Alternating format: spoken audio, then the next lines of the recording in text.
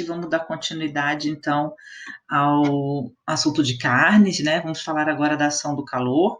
Então, as transformações no interior da carne são progressivas, conforme vai aumentando a temperatura, tá? Então, a 50 graus Celsius decorre o começo ali da desnaturação das proteínas, começando pelas proteínas sarcoplasmáticas. Acima de 60, começa a ter a solubilização do colágeno, onde ele vai se transformando ali, quebrando aquela gelatina, né? Então, por isso vai favorecendo o amaciamento da carne.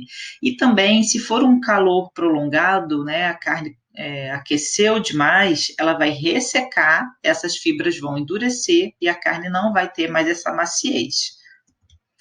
O congelamento da carne, gente, tem que ser de forma mais segura possível, tá? Então a gente tem um congelamento lento e o congelamento rápido. Na nossa casa é um congelamento lento, tá? Então a gente coloca a carne no freezer, na parte superior da geladeira, no congelador, aquilo é um congelamento lento. Então a água que está no interior da carne, ela vai se congelando e vai formando cristais. Tá? Então, esses cristais de água, ele vai rompendo a estrutura celular da carne. Então, uma vez que esteja congelado, que você congelou e vai descongelar, você não pode congelar novamente, tá?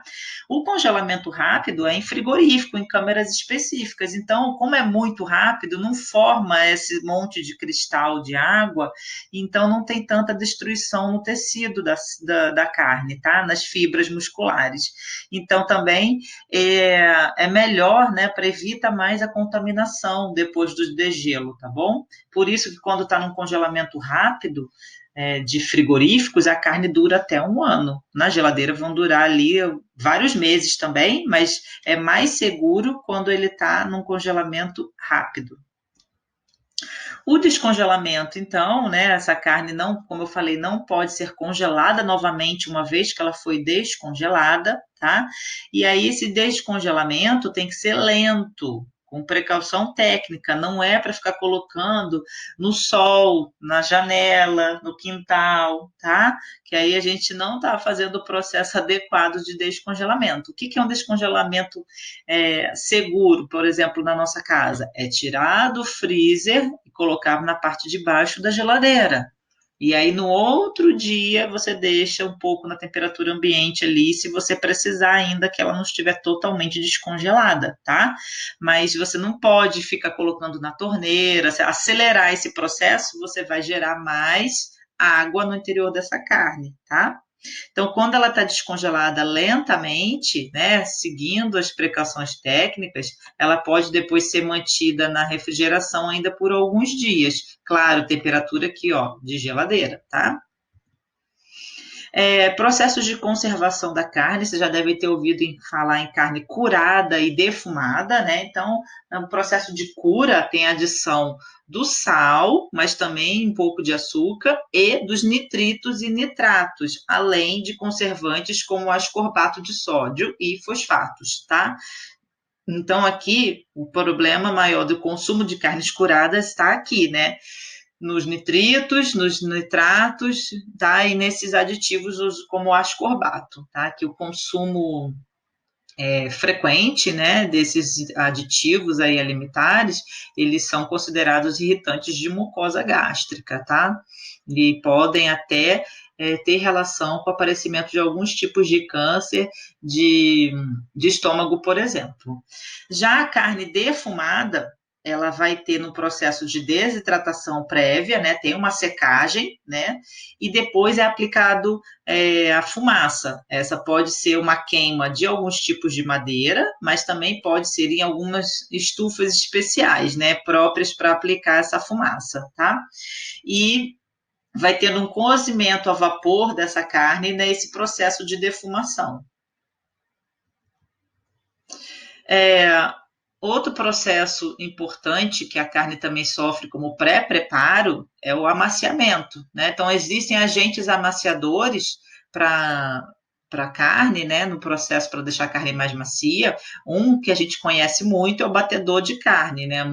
Hoje em dia a gente nem vê tanto, mas as nossas avós usavam muito, a carne apanhava muito, né? Porque hoje em dia a gente já pede a carne para bife, né? Já é mais fininha, né?